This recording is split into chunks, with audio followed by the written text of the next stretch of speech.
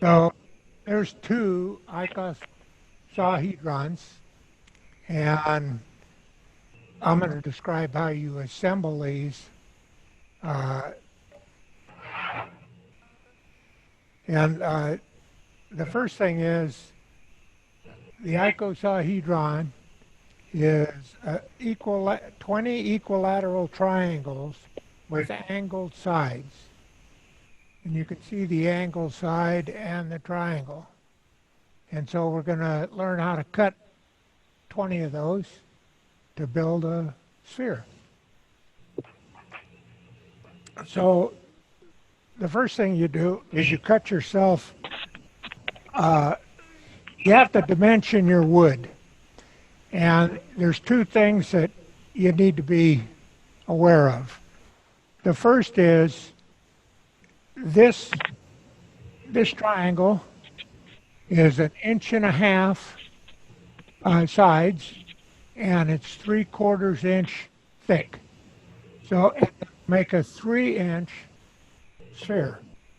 So if you go bigger, you're going to have to increase the thickness of the wood so you don't bust through when you turn it. So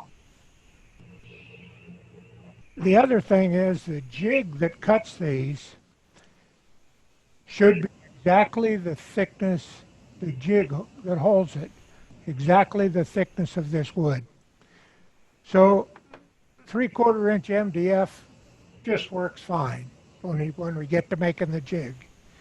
But first we cut 1.5 inch wide, 3/4 inch thick piece of wood, 24 inches long, and that'll make one sphere.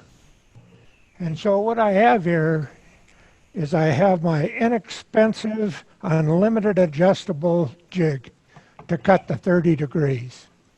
And you'll notice in here, I don't know if you'd see it, it says 1 5/8 inch. And what happens is you begin to cut the angles, it cuts the sides down, and they'll become about 1.5 inches wide. And the reason I have this sloped side is I normally sliding it in once in a while will get hung up and doesn't get on there when you're probably going too fast. So I put the angle here, and when you pull it down, you know it's against that block. So you have to cut 3 of these 30 degree triangles. And this is a test of them, so you make them out of MDF. And so you cut 3 of them, you put them together, and you take the fence on your table saw and slide them up against that fence and see if there has any gaps in between those holes, those blocks. So once that looks pretty good, you cut 3 more, and you make yourself a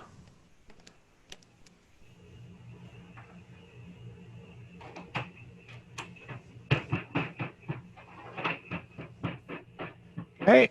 And so now we look at this, and you can see, you see the crack right there? That's no good.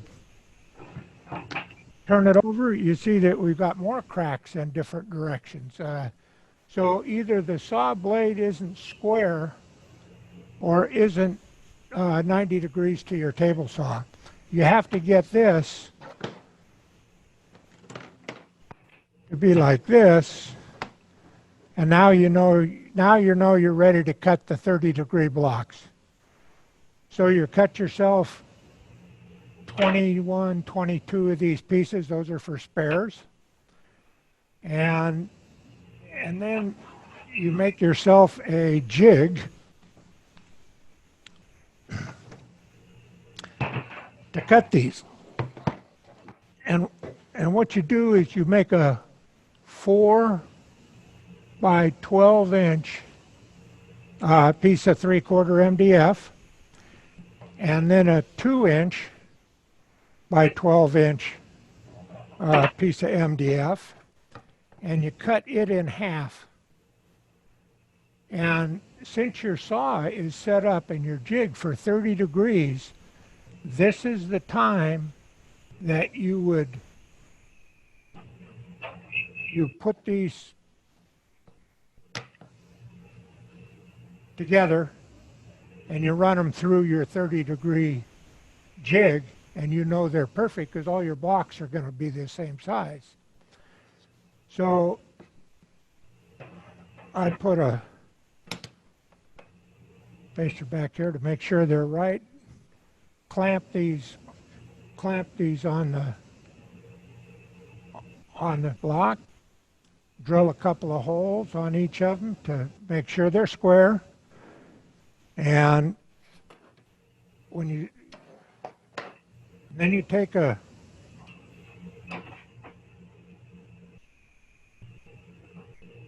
hold down device for your pieces. And what you have to be aware of is, I'm going to go back and show you the underside of this block. You see how small that is, and that's on 1.5 inches. So this, the plunger of your hold down has to be dead center in where you're trying to pinch it, okay? So once you get that, you can you take your pieces, and here's we're going to do a test. You have to do five pieces to make the first test. And since this is 3/4 and your wood is 3/4, it's flush here. Pretty easy to get that in there solid. And then you run it through your table saw after you set your saw blade to approximately 20.905 degrees. And the first cut that goes through, you want to make sure you cut this edge here. You got to see the saw blade on the top edge of that triangle. So once you cut that first side, you cut 5, we're doing 5 pieces, you cut 4 more on side 1. Then you go to side 2.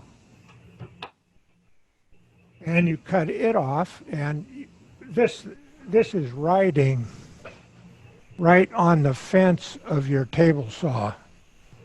And so you can see when you push this through the table saw that you have your hand out of the way. This clamp is an excellent thing to have because you got to hold on it. You're pushing it against the fence, and so your fingers don't get in the way of the blade. Okay? So now I did the first one on side 2. Doug, can you show us an end view of that template, of that block? Pardon? Can you show us an end view? Okay, trying to figure out which way you got to tilt the 20 degrees. Is it a plus tilt or a negative tilt? Now I see. Thank you. Okay. So now we cut the first block, remember, in side 2. But if you look close, I've put that black mark up there on the top corner of this because there's a flat spot there. Because you cut that little bit off the other side of the angle. When it went in, it goes in a little further and takes this fine edge off. So you leave the side 2 in there. I just did that to show that. So it's in there.